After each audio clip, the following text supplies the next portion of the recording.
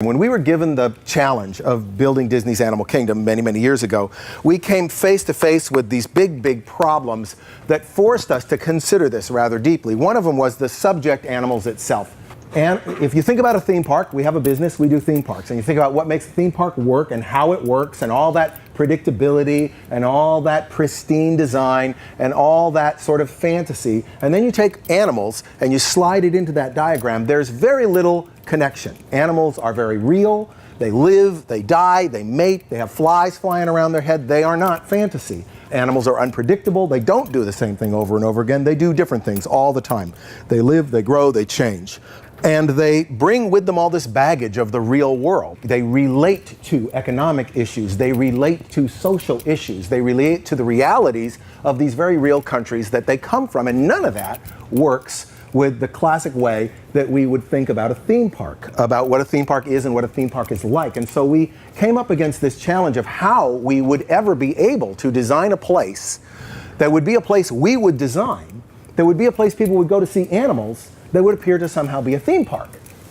And the breakthrough for us was in taking the subject animals, and animals is not a theme, animals is a subject, and deriving themes from it that would guide the design of a theme park. And by doing that, we were able to come up with a very short list of themes that would become the driving underlying themes of Disney's Animal Kingdom and allow us to create a place, a whole bunch of different places that would always be harmonious with the presence of live animals and the inherent themes that those animals have. Animal Kingdom becomes a place where you go, where you are constantly confronted with the superior value of nature, with the irrefutable value of nature. And it becomes a place where you go where the experiences that you have are always phrased in the context of adventure. And those two things pressed together with the animals bringing a third, it's not exactly a theme, it's like a visual treatment, and that is this treatment of realism.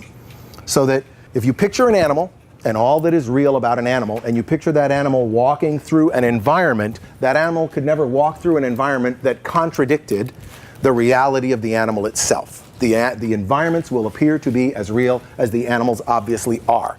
And once we had that set up, we then could drive it through our design and make all our design decisions based on this little category of ideas. Now, my belief about this has to do with a belief about story itself, and that the way story works is by continually reiterating at smaller and smaller and smaller levels of scale the few core themes that are running through the story. So no matter what the plot or the characters or the settings, what you are reading underneath a story is this rhythmic repetition at various levels of scale of the idea behind the story. That's what makes literature work. So story, well-crafted story, and for us especially, since we don't often do linear plot-driven stories, we create stories that express themselves in ambient space. We're not doing a film where you sit still and you look there and you only look there and all you ever see happens there, and we control absolutely everything that happens in sequence. We rarely do that kind of story.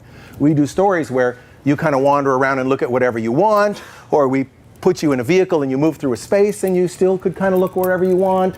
So you're moving through our stories in a more ambient way, so it is more important that our stories possess this fractal quality of organization so that any little tiny slice through the story is a reiteration of the points that the entire story is trying to make. And to do that, you have to make early, profound, committed decisions about the theme. I try to illustrate to people what I mean when I'm talking about theme by using examples like, if I said a term like the Old West, everybody can make a picture in their head of the Old West. And I can probably lay money that if I was to take each person privately into a room and poll them about what image they had in their head, I would have as many different images as I have people in the room.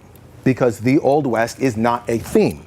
The Old West is a setting. If I say man's inhumanity to man set in the Old West, or the glory of nature transforms the human spirit set in the Old West, or the loss of innocence in the face of progress set in the Old West, I greatly narrow the settings of the Old West, and you strongly qualify those settings, and they become more targeted and more pointed towards particular settings and particular action and particular characters who are carrying out that theme.